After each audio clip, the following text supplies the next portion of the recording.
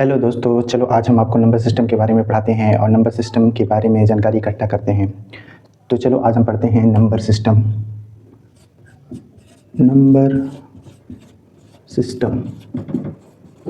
तो आज हम आपको नंबर सिस्टम के बारे में बताएंगे, ठीक है।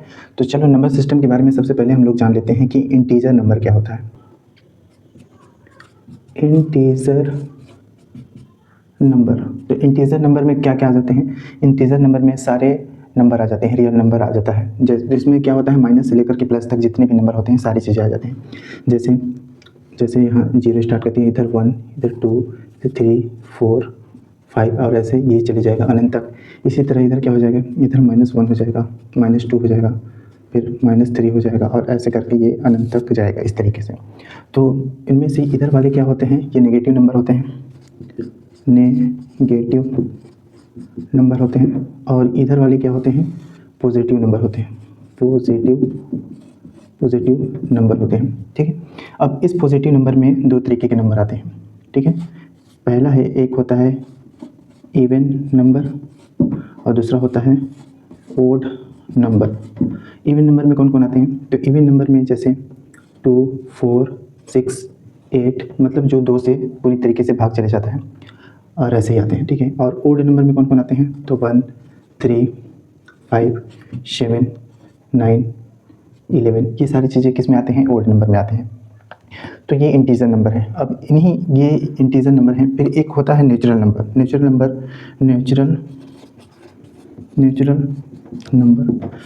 नंबर में कौन कौन आते हैं, तो नेचुरल नंबर में यही पॉजिटिव नंबर आते हैं, 1, 2, 3, 4 और ये चले जाएगा फिर अनंत तक, ठीक है। फिर इसके बाद एक और नंबर होता है जिसको बोलते हैं होल नंबर। तो होल नंबर में कौन कौन आता है, होल नंबर में 0 को भी शामिल कर लिया जाता है, 0, 1, 2, 3, 4 ऐसे करके ये भी चले जाएगा अनंत तक। तो ये कुछ नंबर थे जो हमको जानना ज़रूरी था, ठीक है। एक चीज़ और ध्यान में रखिएगा,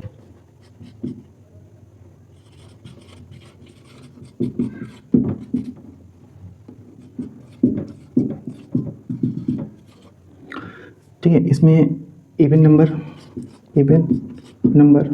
कौन कौन है, 2, 4, 6, 8, 10 ऐसे करके जाएगा, ठीक है। ओड नंबर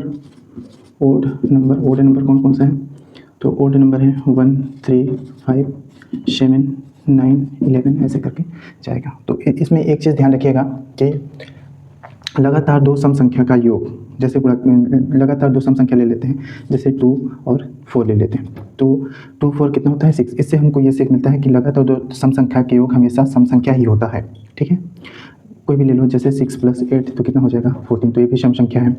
उसी तरह जैसे 8 + 10 तो कितना हो जाएगा 18, ये भी सम संख्या है, ठीक है। फिर लगातार दो सम संख्या का योग कितना है, सम संख्या आता है। अब गुणा करके देखते हैं, दो लगातार सम संख्या, जैसे दो लगातार सम संख्या का जो गुणनफल है 4 दूना 8, ये भी सम संख्या है, ठीक है। और दूसरा देख लेते हैं, 6 × 8 कितना हो जाएगा 48, तो ये भी कितना है, सम संख्या है। इसका मतलब ये हुआ कि दो लगातार सम संख्या का योग कितना होता है, सम संख्या ही होता है। दो लगातार सम संख्या का गुणनफल भी कितना होता है, सम संख्या होता है। अब विषम संख्या में देखते हैं, दो लगातार विषम संख्या का योग, जैसे 1 + 3 कितना होता है 4, जैसे 7 + 9 कितना होता है 16, ठीक है। तो दो लगातार विषम संख्या का जो योग होता है वो सम संख्या होता है, लेकिन उसका गुणनफल विषम संख्या ही होता है। जैसे 1 × 3 करेंगे तो कितना आ जाएगा 3, 7 × 9 करेंगे तो कितना आ जाएगा 63। इससे हमको ये सीख मिलता है कि दो लगातार विषम संख्या का योग सम संख्या होता है और दो लगातार विषम संख्या का गुणनफल विषम संख्या होता है। चलो कुछ और नंबर के बारे में जान लेते हैं। तो उनमें सबसे पहले हम जानेंगे प्राइम नंबर।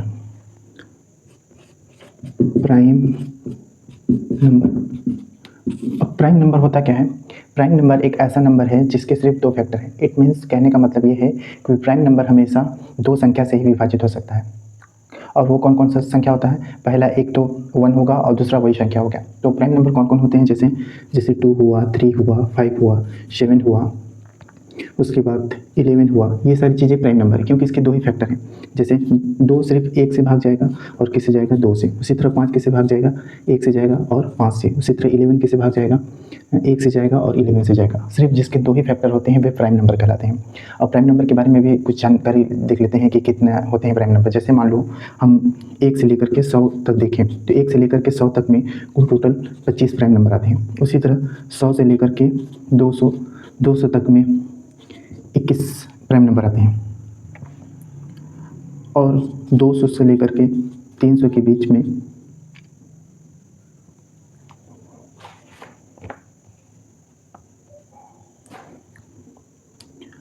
16 प्राइम नंबर आते हैं। 300 से लेकर के 400 के बीच में 16 प्राइम नंबर आते हैं। उसी तरह 400 से लेकर के 500 के बीच में 17 प्राइम नंबर आते हैं और 500 से लेकर के 600 के बीच में 14 प्राइम नंबर आते हैं। 600 से लेकर के 700 के बीच में 16 प्राइम नंबर आते हैं और 700 से लेकर के 800 के बीच में 14 प्राइम नंबर आते हैं। 800 से लेकर के 900 के बीच में 15 प्राइम नंबर आते हैं और 900 से लेकर के 1000 के बीच में 14 प्राइम नंबर आते हैं। तो ये प्राइम नंबर की संख्या है। इसमें से हम जान लेंगे कि 1 से लेकर के 50 के बीच में कितने आते हैं। तो 1 से लेकर के 50 के बीच में 15 आते हैं और 50 से लेकर के 100 के बीच में 10 प्राइम नंबर आते हैं। तो ये प्राइम नंबर के बारे में जानकारी था।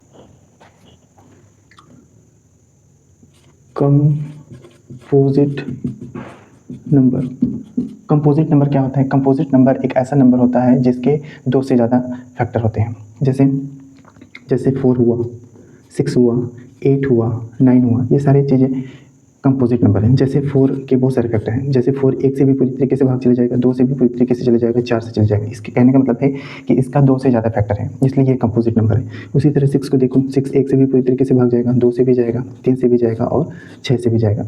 ठीक है, तो कंपोजिट नंबर भी ये कंपोजिट नंबर है। ओके, इस तरीके से प्राइम नंबर क्या होता है और कंपोजिट नंबर क्या होता है। एक को ध्यान रखिएगा, एक ये ना तो प्राइम नंबर है, ठीक है, और ना ही कंपोजिट नंबर है। एक ना तो प्राइम नंबर है ना तो कंपोजिट नंबर है। ठीक है, चलो एक आते हैं। एक होता है रेशनल नंबर। रेशनल नंबर होता क्या है? तो रेशनल नंबर ऐसा नंबर होता है जिसको हम p/q के रूप में व्यक्त कर सकते हैं। मतलब p/q के रूप में। इस कहने यहाँ क्यों जीरो नहीं होना चाहिए, बस इसको p/q के रूप में व्यक्त करते हैं। ऑल रियल नंबर जितने भी होते हैं, चाहे वो पॉजिटिव नंबर हो या नेगेटिव नंबर हो, इंटीजर नंबर, सारी चीज़ें कितने होते हैं? रेशनल नंबर होते हैं। जैसे -3, -2, -1, 0, 1, 2, 3 ऐसे करके ये अनंत तक जाएगा। ये सारी चीज़ें रेशनल नंबर होता है, क्योंकि इसके नीचे अगर हम 1 लिख देंगे तो ये रेशनल नंबर बन जाएगा, मतलब बट्टे के रूप में दिख जाएगा। इसके अलावा जो रिकरिंग नंबर होते हैं, जैसे 6, ये 6 बार रिपीट हो रहा है, ये भी चीज़ क्या होते हैं? रेशनल नंबर होते हैं। ठीक है, एक होता है इरेशनल नंबर।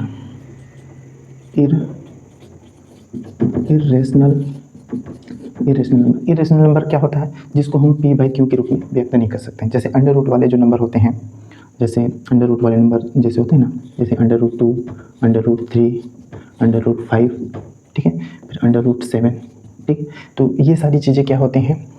ये सारी चीज़ें इरेशनल नंबर होते हैं। एक चीज़ और ध्यान रखिएगा, जो पाई होता है, पाई एक इरेशनल नंबर है, ठीक है, लेकिन पाई की जो वैल्यू है 22/7, ठीक है, ये रेशनल नंबर है। इस चीज़ को ध्यान में रखिएगा, ठीक है।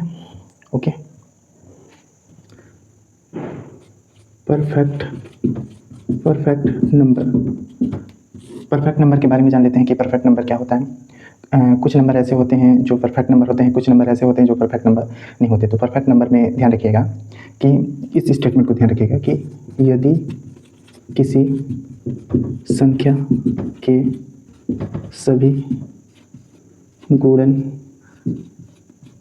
गुणनखंड का योग स्वयं को छोड़कर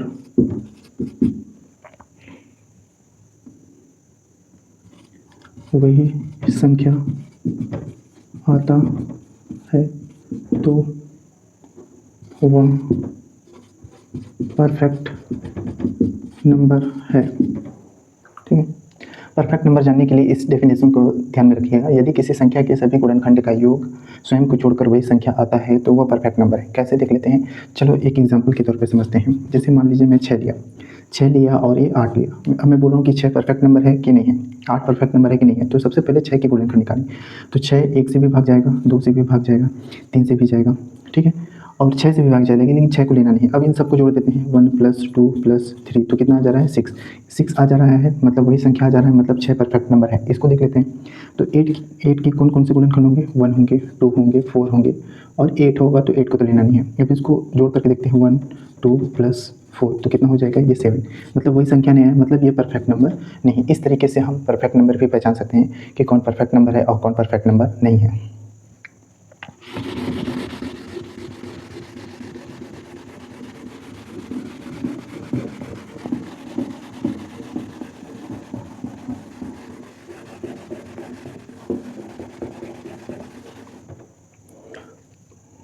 चलिए अब हम कुछ वैल्यूज़ याद कर लेते हैं, और वैल्यूज़ याद करना बहुत ज़रूरी होता है, जो कि छोटे-छोटे क्वेश्चन को सॉल्व करने में बहुत मदद करता है, कहीं न कहीं काम आता है, ठीक है।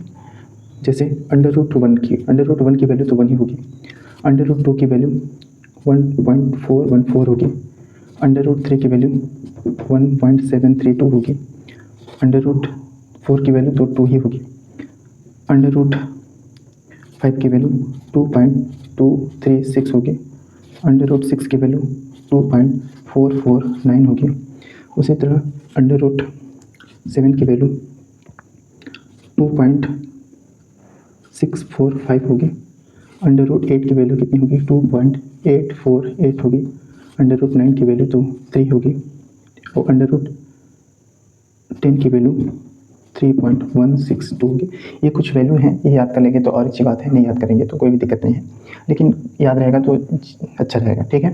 ये तो नंबर सिस्टम आज ही समाप्त होता है, और हम कुछ मैथ सीखेंगे, धीरे धीरे बेसिक कॉन्सेप्ट को सीखेंगे। सीखने के पश्चात हम आगे मैथ्स के क्वेश्चन को सॉल्व करेंगे तो हमको ईजी लगने लगेगा। पहले हमको नियम जानना ज़रूरी है, क्या होता है ये सारी चीज़ें। ओके, थैंक यू, धन्यवाद।